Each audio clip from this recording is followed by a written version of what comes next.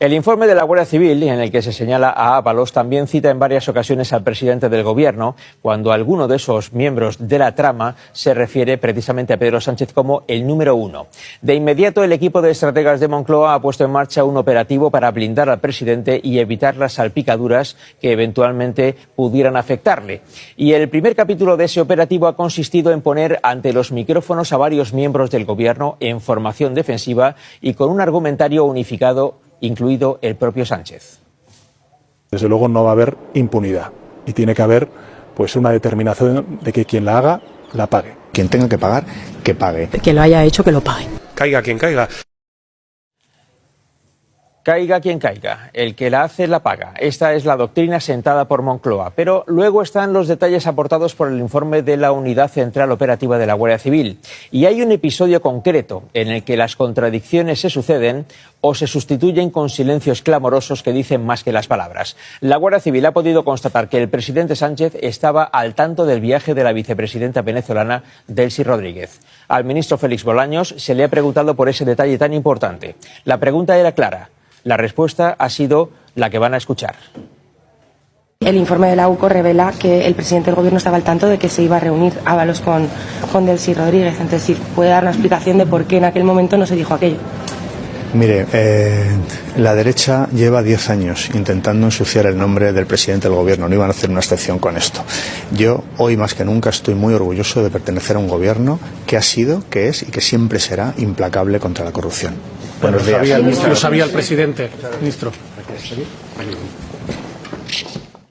El ministro ha preferido no profundizar en este asunto y así ha evitado el riesgo de dar una nueva versión de los hechos que se uniría a las muchas otras que ya ha dado el Gobierno en los 4 años que han pasado desde aquel pintoresco episodio. Por ejemplo, la que van a escuchar es una de las varias versiones que dio en su día el entonces ministro Ábalos en una entrevista con Ana Pastor. ¿Cuánto duró, según usted, el encuentro, saludo, reunión? Pues yo creo que estaría en torno a 20-25 minutos. Hombre, 20-25 minutos es más que un saludo, ministro. Sí, pero no me da tiempo a tratar nada, como comprenderá, tampoco es una reunión. Según esta versión de Ábalos de hace 4 años, el exministro estuvo con Delcy Rodríguez al menos 20 minutos. Es decir, tuvieron tiempo para saludarse sin prisa. Hoy, la portavoz del Gobierno ha añadido un detalle nuevo. Dice que se trató de una simple parada técnica del avión. Única y exclusivamente hubo una parada técnica por propio, si me permiten, descanso también del personal del avión que llevaba a la vicepresidenta Delcy, pero lógicamente aquí no hubo ninguna reunión. ¿Han visto? Ábalos dijo que estuvo con Delcy Rodríguez apenas 20 minutos. Pilar Alegría añade que fue una parada técnica para el descanso de la tripulación. Y Pedro Sánchez, en lugar de parada técnica, dijo en 2020 que se trataba de un viaje privado. Y en sede parlamentaria, el presidente dejó toda la responsabilidad en manos de Ábalos. Dijo que hizo una notable labor diplomática. La vicepresidenta de Venezuela se dirigía en vuelo privado hacia España. Había 2 maneras de evitar que esto no sucediera, o que esto sucediera. La primera era generando una crisis diplomática con un gobierno que, al margen, señoría, de las consideraciones que tengamos todos los grupos parlamentarios aquí presentes, pues ostenta la representación oficial de su país ante los organismos internacionales y ante 180 países del mundo.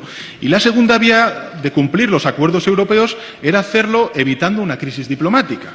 El señor Ábalos consideró, con muy buen juicio, a mi juicio, que era preferible la segunda vía. Entre forzar o evitar una crisis diplomática, pues el señor Ábalos eligió lo segundo, evitar una crisis diplomática. Evitar una crisis diplomática en un viaje privado o en una parada técnica. Es interesante esta versión del presidente porque si lo que había aquel día era riesgo de un problema diplomático con Venezuela, se entiende con dificultad que el encargado de resolverlo fuese el ministro de Fomento y no la entonces ministra de Asuntos Exteriores, Arantxa González Laya, que era la responsable de la diplomacia española. También hay un detalle importante en esa declaración del presidente que acaban de escuchar, porque en aquel momento, en plena polémica por ese viaje, Pedro Sánchez no dijo que él supiera previamente que se iba a producir esa visita. Sin embargo, como escucharán ahora, Sánchez sí ha reconocido hoy que tenía conocimiento previo de ese viaje. Lo dice ahora, un día después de que se conociera el informe de la Guardia Civil en el que precisamente aparece esta captura de pantalla con un mensaje de Ábalos en el que informa a Sánchez de ese viaje 4 días antes. Y Sánchez responde con una palabra: bien. Y esto ha dicho Sánchez esta mañana. Sobre el viaje, o el mejor dicho, no viaje de la vicepresidenta, el exministro Ábalos me informó de esta visita privada de la vicepresidenta Delcy Rodríguez a España, y cuando el gobierno de España se percató de que había unas sanciones individuales a la vicepresidenta del gobierno de Venezuela, Delcy Rodríguez, pues efectivamente se canceló esa visita. Sánchez habla de visita privada, la ministra portavoz decía una parada técnica. En esta declaración hay 2 datos importantes. El primero es que Sánchez reconoce 4 años después que supo del viaje de Delcy Rodríguez días antes de que se produjera. Y el segundo es que Sánchez dice que el gobierno se percató ese mismo día del viaje de que Delcy Rodríguez tenía prohibida la entrada en la Unión Europea. En esta semana hemos sabido que los diputados del Partido Popular votan leyes en el Congreso sin haberlas leído. Y ahora sabemos que el gobierno de Sánchez no conocía las sanciones que la Unión Europea había impuesto al régimen chavista de Venezuela, a pesar de que se establecieron allá por el año 2017 bajo este epígrafe: medidas restrictivas ante la situación en Venezuela. Meses después se acordó una ampliación de esas sanciones. Eso ocurrió en junio de 2018, cuando Pedro Sánchez ya era presidente del gobierno. En esa ampliación se incluía expresamente el nombre de Delcy Rodríguez. Este anexo se publicó tanto en el Boletín Oficial de la Unión Europea como en el Boletín Oficial del Estado. Se podría entender que el presidente no estuviera al tanto, al detalle de esta normativa, pero en esa declaración que acaban de escuchar, Pedro Sánchez no habla de sí mismo. Dice que fue el gobierno el que se percató tarde de esa normativa. Y como es lógico, alguien del gobierno sí tenía la obligación de saberlo. El presidente no ha querido añadir mucho más, salvo, eso sí, su determinación de poner freno a cualquier actitud corrupta. Creo que desde el punto de vista político lo que quiero trasladar a la ciudadanía española es la absoluta confianza en las instituciones públicas y en el gobierno de España.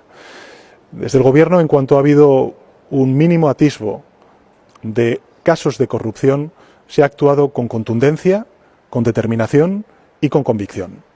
Y en este asunto también lo hemos hecho desde el primer momento. Pedro Sánchez trata de mostrarse contundente contra la corrupción ahora que su gobierno ha sido seriamente salpicado por una trama de presunta corrupción. El informe de la Guardia Civil ha dado mucho de sí y se supone que todavía queda bastante por conocerse. La visita de Delcy no fue improvisada, venía con una supuesta invitación de José Luis Ábalos y con una agenda planificada al detalle por Víctor de Aldama, con reuniones, comidas privadas, incluso cenas, es literal, con sorpresa.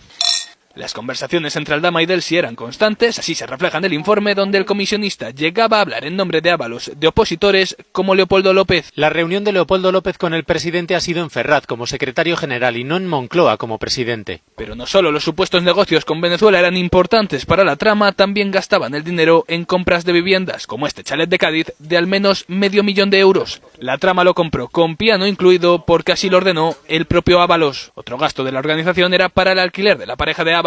Aquí la trama gastó más de 80.000 euros. Es más, la UCO recoge en su informe que esa pareja del exministro enlazaba contratos con empresas públicas. Todo hasta 2022, cuando ella misma escribió a Koldo diciendo: colorín colorado, este cuento se ha acabado.